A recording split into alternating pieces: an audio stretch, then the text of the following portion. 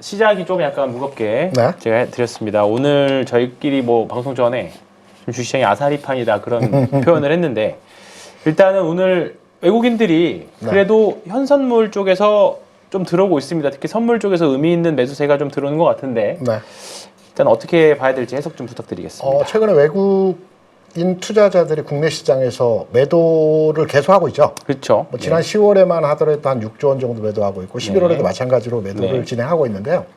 매도의 이유가 뭘까라고 생각하십니까? 우리 황 팀장님께서는? 매도 이유요? 네. 뭐 일단 전반적으로 과열이었고요. 그다음에 환율도 좀 올라왔고 뭐 추세적인 비중 축소 정도 아닐까요? 단기적인? 환율이라든가 많이 올라온 것은 현상에 대한 반응이고요. 국내 시장에서 변화한 가장 중요한 포인트는 채권 수익률의 변화입니다. 한 2달 전에 파월 의장이 양적 긴축 종료라는 메시지를 줬지 않습니까? 그때부터 국내 한국채 수익률이 급등하기 시작했고요. 그 당시에 이제 3년 국채 수익률이 2.4%, 10년 국채 수익률이 대략 한 2.7% 수준이었는데요. 그 이후로 한 달 동안에 3년은 거의 3% 수준까지 올라왔고요. 굉장히 큰 폭입니다. 2.4에서 2.9까지 올라온 건 굉장히 큰 폭이고요.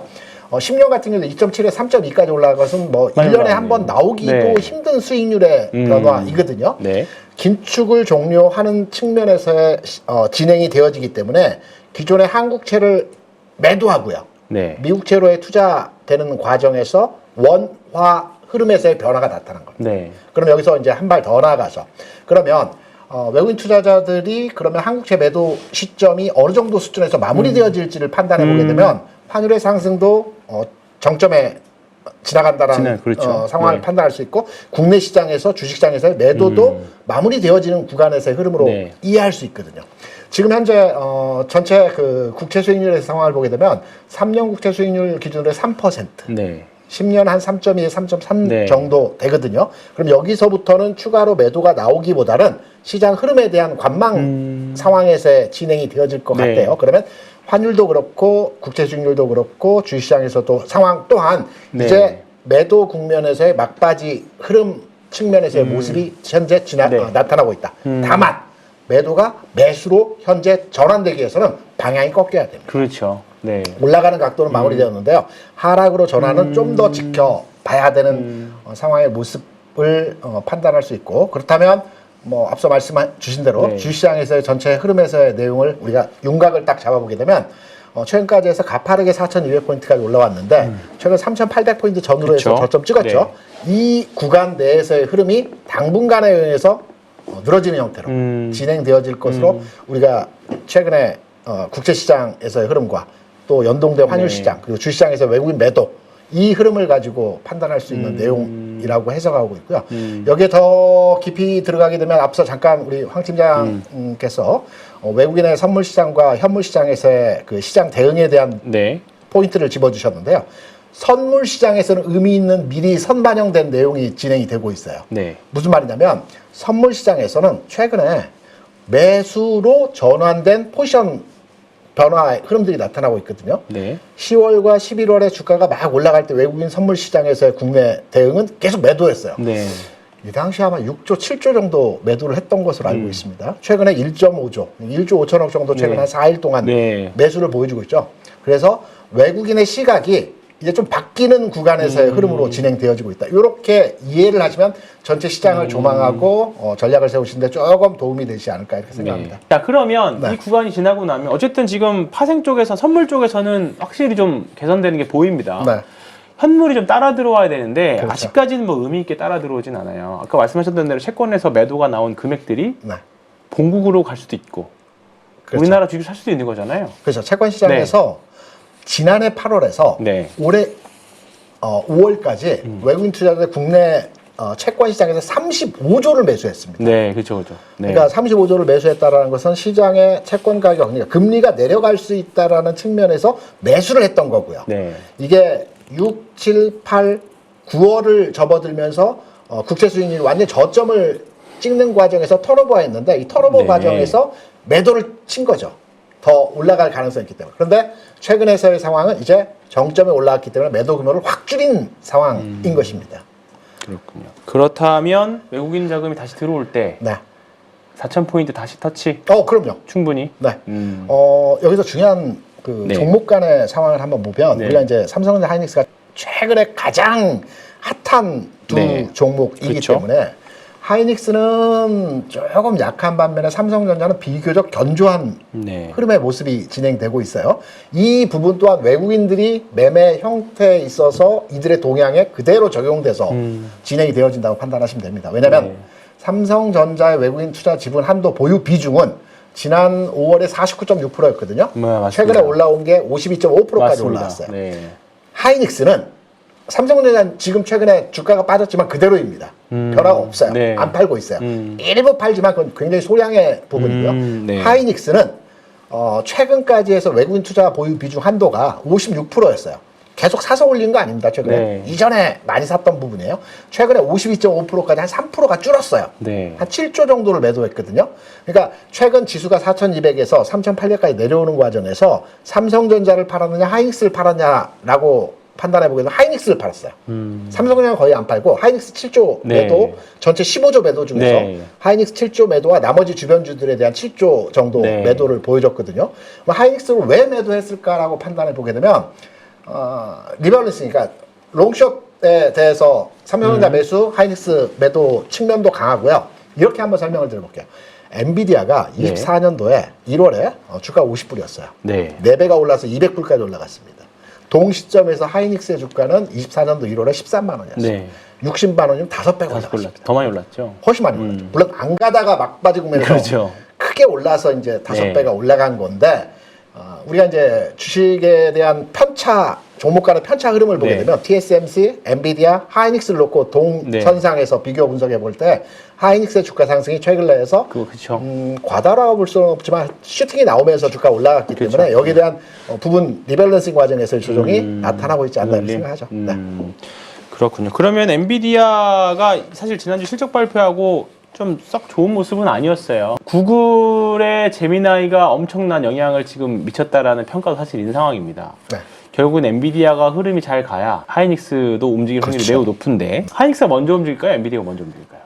하이닉스, 엔비디아 동조화 현상 보여주고 있고요. 네. 엔비디아를 지금부터 우리가 판단해서 엔비디아의 투자 관점으로 접근을 해보신다면 제가 이런 조언의 말씀을 한번 드리고 싶어요. 엔비디아의 매출이 네. 이미 500억 불 넘어갔지 네, 않습니까? 네. 엔비디아의 매출이 2년 전부터 보게 되면 80억 불에서 160억 불까지 올라오는데 딱 3개 분기가 걸렸습니다. 그리고 250억 불까지 가는데도 한 3, 4분기 네. 걸렸고요. 그리고 250억 불에서 500억 불까지 최근 올라오는데 5분기 걸렸어요. 네. 이게 무슨 말이냐면 매출은 계속 늘어나고 있어요. 네. 계속 예상치 상회 그렇죠. 진행이 되고 있는데 한계 효용 법칙이라고 네. 하지 않습니까? 네. 효용점이 과거에 2배가 올라가는데 3개 분기, 1년이 안 그렇죠. 걸렸는데 네. 지금은 2배가 점프하는데 물론 절대 금액이 커졌기 때문에 당연히 시간은 많이 걸릴 그렇죠. 수밖에 없지만 네. 투자자들의 효능감 측면에서 보게 되면 시간이 좀 많이 걸려요. 네. 2배 점프 하는데. 네. 그래서 그렇죠, 지금 엔비디아의 주가 수준에서의 상황은 효용점에 도달하지 않았나. 성장은 되겠지만 효용성에 있어서 조금은 이전에 대비해서 떨어지는. 그래서 주가가 200불 넘어서 260불 이상의 주가 슈팅이 나오기 위해서는 새로운 엔비디아의 성장 돌파구가 있어야만 되겠죠. 네. 그래서 지금 가격에서 조금 흘러내리거나 버티거나 이 부분에서 가격의 등락의 모습이 나타날 걸로 판단되기 때문에 하이닉스도 비슷한 맥락으로의 접근이 가능하죠. 그렇군요.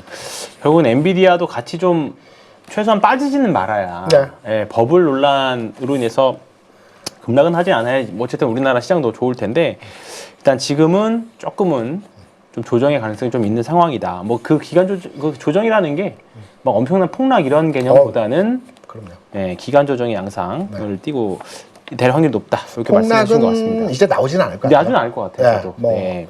이전에 한 두세 번 나왔는데 네. 그게 끝인 것 같습니다. 그렇죠. 네. 네. 특히 뭐 올해 이미 4월 달에 MDD가 엄청 큰 폭을 한 적이 한 번 있기 때문에 네. 하반기에는 너무 두려워하시는 것만큼의 폭락은 조금 어렵지 않나 저도 개인적으로는 그렇게 그렇죠. 생각하고 있습니다. 지금 현재 이제 HBM이 상반기 화두였다면 네. 하반기는 D램과 낸드 같은 그렇죠. 이제 레거시 반도체들이 예. 급격하게 시장의 화두를 좀 받고 있어요. 덕분에 낸드의 왕이라고 하는 삼성전자가 네. 삼성전자도 급등을 그렇죠. 했던 양상이었고 10만 원 넘어갔다가 조금 조정인 상황입니다.